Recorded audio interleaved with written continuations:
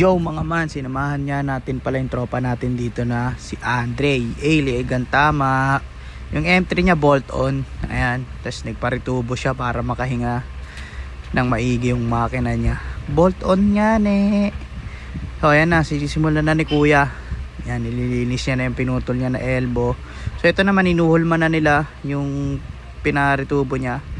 Ayan o, yan yung sukat. Ang sukat niyan ay 28mm. So yan, test fit na para malaman kung weldingan na, pagduduktungin na.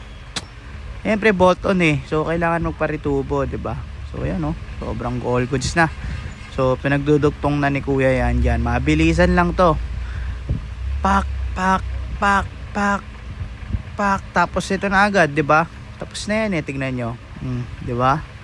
Kinakabit na lang yung cover tsaka yung mismong pipe. Diyan pala yan sa may JCD Auto Select sa may Quirino. Ayan, Quirino Highway.